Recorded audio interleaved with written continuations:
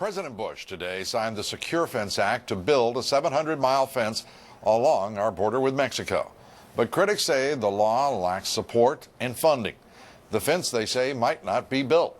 In some border areas, however, fences are already up and they're working. Today's legislation, a public affair in the Roosevelt Room at the White House with a great deal of fanfare in this election season.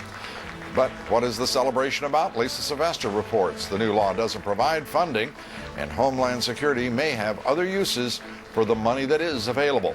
At the Mexican border tonight, just south of San Diego, California, there already is a fence. It runs along a 14-mile section of the border east from the Pacific Ocean. Casey Wyan tonight reports this small fence has had great success in slowing the flow of illegal aliens across our border. But first, Lisa Sylvester is here with me in Washington, D.C. Lisa? Lou, Republican lawmakers insisted on a public signing ceremony with the election less than 2 weeks away.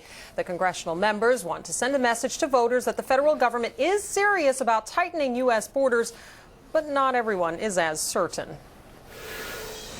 I'm pleased that you all are here. If it was a showdown between House Republicans and President Bush, congressional lawmakers won this round.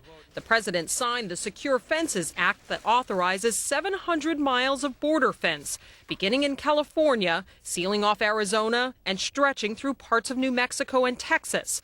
The White House wanted more, so-called comprehensive legislation that would have also legalized millions of illegal aliens and set up a guest worker program. Still, the president refused to back away. We must reduce pressure on our border by creating a temporary worker plan. Willing workers ought to be matched with willing employers to do jobs Americans are not doing.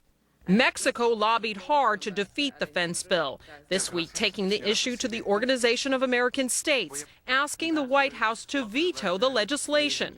Republican lawmakers say Mexico does not have a say in this fight. Every single evening in America, there's over 1,000 people who try to cross illegally, and many succeed. And we don't know who they are, where they're going, and what their purpose is. This is a matter of border security. I'm sorry if Mexico gets offended, but we have to secure the American homeland for Americans. It's a victory for immigration reform advocates, but they're not ready to celebrate just yet. They want to make sure the fence, as promised, is delivered. They have their doubts. Now the question is, will they deliver it, or will they simply deliver an illusion of providing what the people want? Unfortunately, for this administration, it seems as though we get a lot of sizzle and very little steak. Right now, there's $950 million earmarked that will build at best half of the fence. The Department of Homeland Security is scheduled to issue a report to Congress in early December that spells out how that money will be used.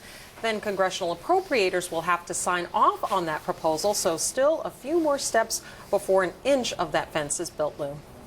It's remarkable how long it has taken to get even to this point, but we've got to, as critical as we are in this broadcast of an administration that has refused to provide border security and to do anything on illegal immigration, this one can reasonably hope was an important first step and not gamesmanship. Well, that's what everyone keeps saying. It's an important first step, and they want to keep reminding that you have to have the funding, you have to have the will, you have to follow through and build this fence, and then you've got to go and do the other things, employer enforcement and all the other things that have been promised to the American people. First, secure the borders and our ports. Exactly.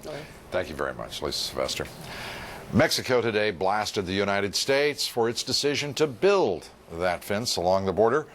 Mexico's president-elect, in fact, Felipe Calderón, compared it to the building of the Berlin Wall.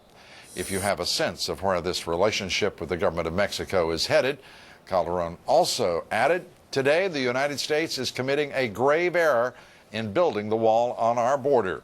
And 27 members of the Organization of American States adopted a Mexican declaration condemning the move.